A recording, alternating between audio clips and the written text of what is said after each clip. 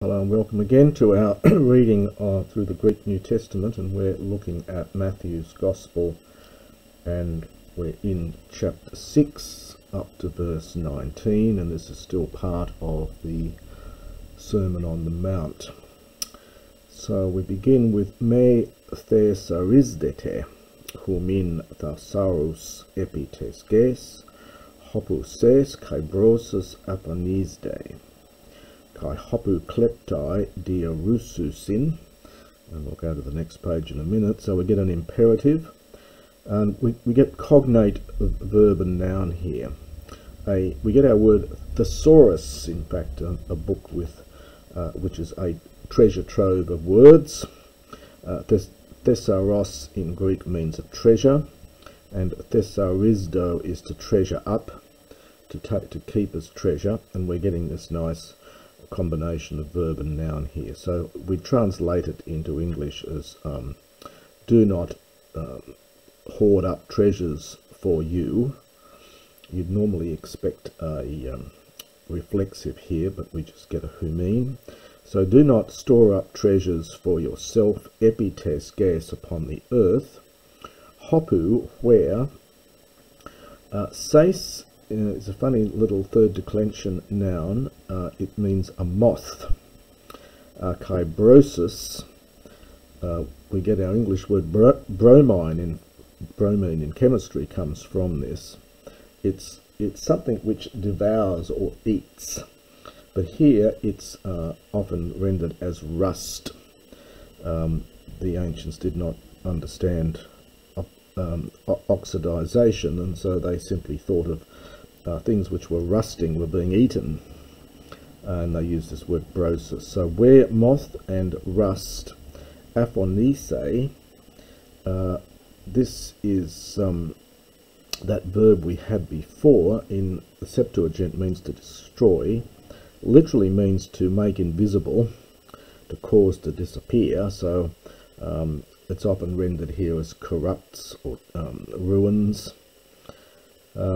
So where moth and rust ruins or corrupts, and where kleptai, thieves, diarususin, literally dig through.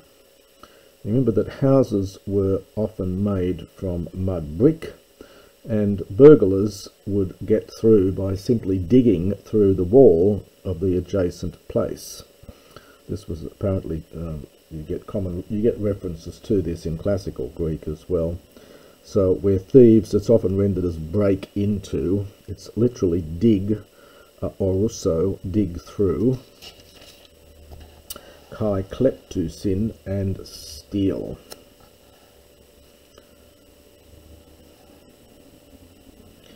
Thesaurisdete dehumin thesaurus, but store up treasures for yourself in heaven. Hopu, where, uti ses uti brosis, so neither moth nor rust, aphonise, destroy or corrupt. Kai hopu, and where, kleptai, thieves, do not dig through, so do not break in, nor do they steal. Hopu ga estin thesaurosu, eka estai kai hekadiasu, for where your treasure is, there will be also your heart. Holuknos to somatos estin ophthalmos. So the eye is the luknos, the light, to somatos, of the body. Ean un ho ophthalmos su haplus, holon toso masu photenon estai. If therefore your eye, and this is subjunctive from the verb to be. It's the present third person singular subjunctive from the verb to be. So so if therefore your eye is haplus, well, often rendered as sound or whole. So we would perhaps almost say functioning. So where your eye is sound, is healthy almost. Holon tosoma su, your whole body, estai, will be, photenon, lit up. Photenon, we can see the phos root there of light, will be lit up. In other words, you can see everything. Aeon deho ophthalmos su ponerose, but if your eye is, now, odd use here for poneros normally means evil or wicked. Here it must have some sense of not functioning properly, but it's literally bad, wicked. Holon tosomasu, skotenon estai. So the skotenon balances the photenon here. You know, skotos is darkness, this is an adjective. So your whole body will be skotenon, in darkness. If therefore the light, to for hot, which, so the one in you is dark, so if the light in you is dark, to skotos poson, how great, understand, is to skotos, the darkness. Rather odd little expression here at the end. Presumably the Aramaic original that Jesus said was also of this form. Eudes dunatai dusi kurius duluain. No one is able to serve two masters. So instead of using duo or duo, the word for two, they use this dusi here, which looks like a bit of a dative here, agreeing with this. So no one is able to serve two masters. Ega ton hina mise se kai ton heteron agapese ehenos anthexetai kai tu heteru kataphonese u dunaste theoi duluain kai mamonai. So for either he will hate the one and he will love the other, to heteron, or anthexetai is from ant-ekamai. It's a middle, so it's anti plus hekamai. This is the future here. It's middle. It means to hold firmly onto. So, and it takes a genitive after the anti. So either he will cling to or hold firmly onto the one, and he will despise, kataphronio, the other. You are not able to serve God, and mammon is normally rendered, often translated just as money. It's an Aramaic word, apparently, and it's also in Punic, meaning wealth. So you're not able to serve God and wealth.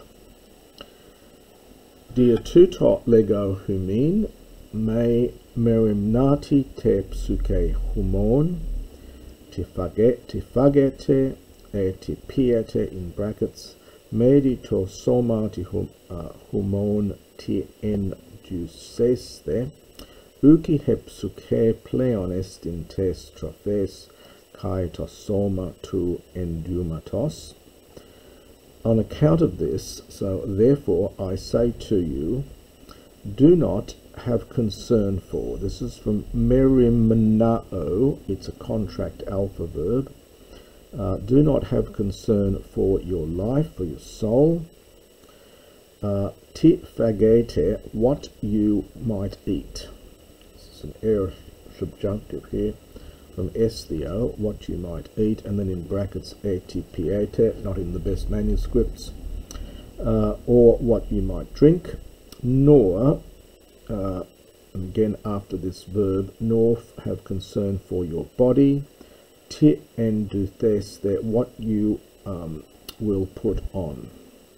This is from enduo, and this must be a middle form here, I think, what you will put on. Uki, now this is it's a question, here it is, question mark here, expecting the answer yes. So surely your soul is more, play on, plus a genitive, more than food, and your body, understand, more than endumatos, clothing. So this is an enduma, third declension noun. The verb is enduo. Later Greek likes these nouns in ma, these abstract nouns in ma, so your clothing. Emblepsity est petena tu uranu. Look to the birds of the heaven.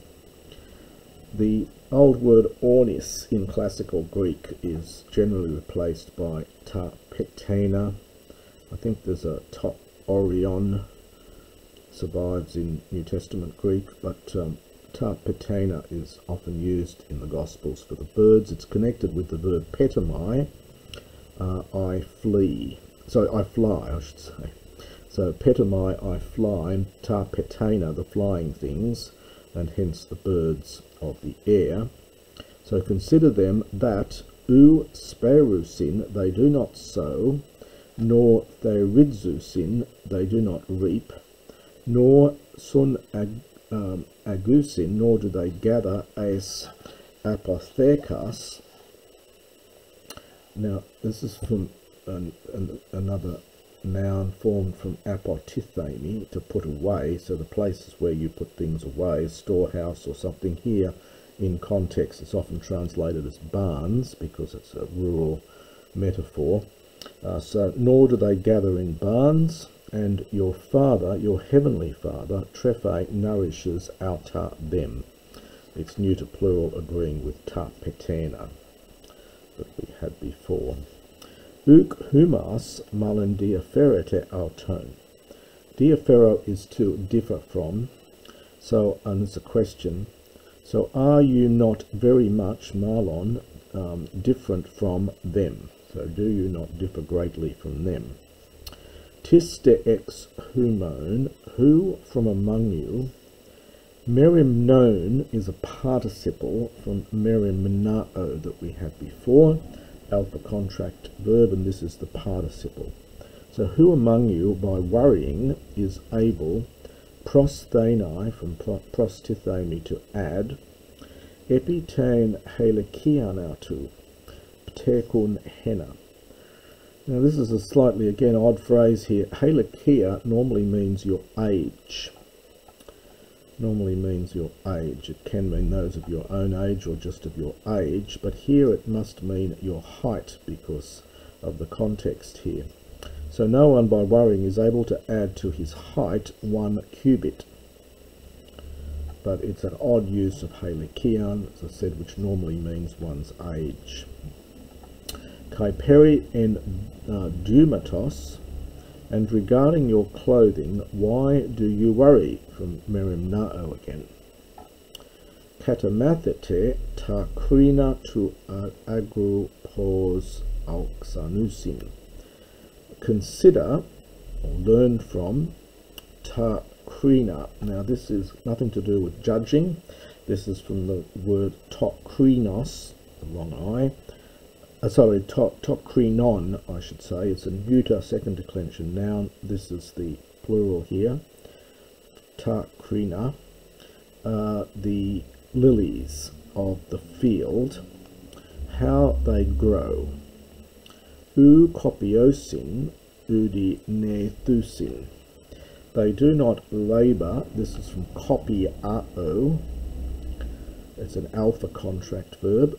They do not labour. Udi nethusin. This is from natho, to spin. In classical Greek, the word for spin is neo. Doesn't occur in the New Testament. You get this later form natho, to spin. Lego de humin hoti udi Solomon en passe te doxe autu peribelato hos en tuton. I say to you that not even Solomon in all his glory was dressed up, was arrayed. Peribello is to put on, so this is the passive. He was dressed, hos en hen, two-tone, as one of these. E de ton horton tu agru semeru onta, kai aurion es klibanon, balomenon, hotheos hutos, amphienusin, ou poloimalon hemas oligopistoi. So if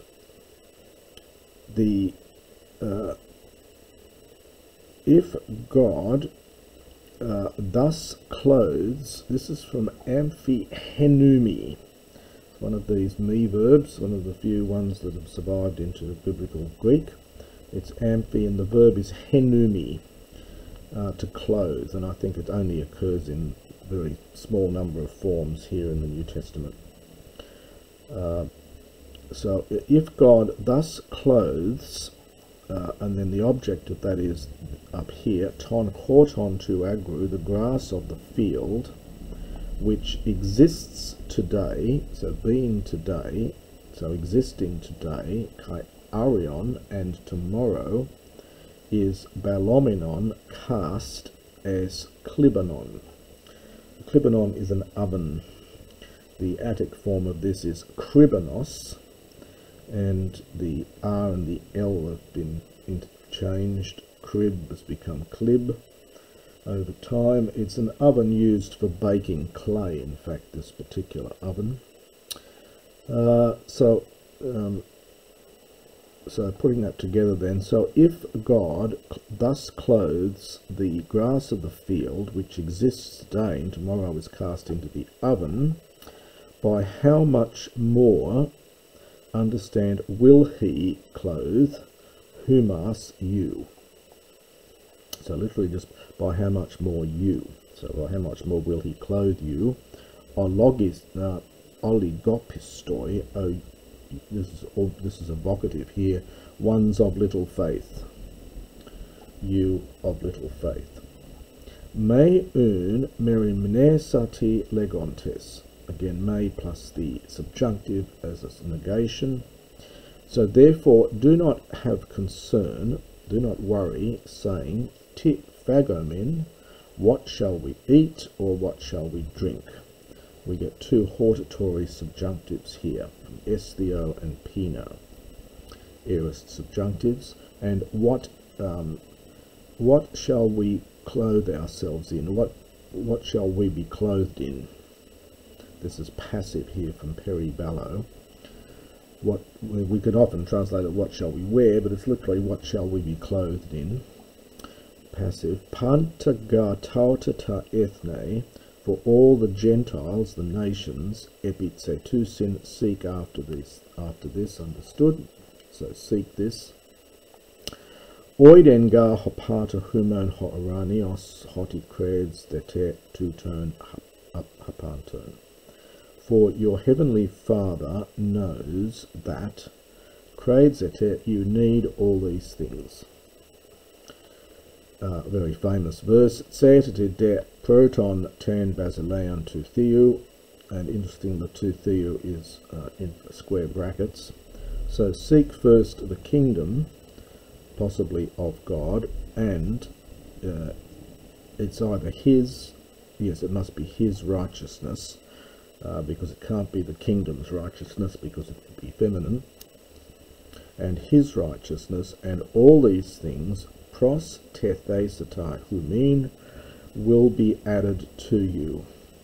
Now this is a very interesting form here, about which I can't seem to find much useful information. It's said to be a future passive, but it has a reduplication here.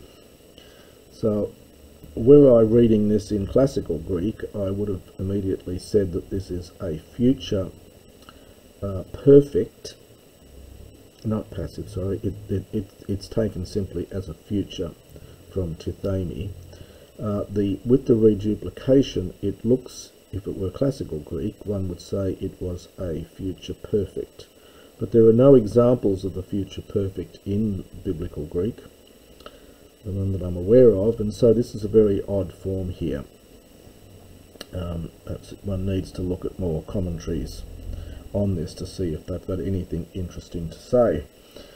So in form, it's it's got the root from tithemi, and then it's got a reduplication. So it looks like a future perfect, although there are no other examples in the New Testament. The meaning is clear, of course. All these things will be added to you. Pros tithemi. Do not therefore have concern with regard to Avrion, to tomorrow. We've got to supply hemera here, that's why it's feminine, to the tomorrow day, so to tomorrow, because that's why we've got tain feminine with Arion is tomorrow is got the on ending. There's an understood hemera here. Hagar Arion for tomorrow will worry about itself, will have concern for itself. And famous saying, Arketon te hemera he kakia autes. Sufficient for the day is the evil thereof, is the old translation. I don't think I can do better than that, so I'll leave it as in that way. So that's the end of chapter 7. I said 6, I should say, end of chapter 6.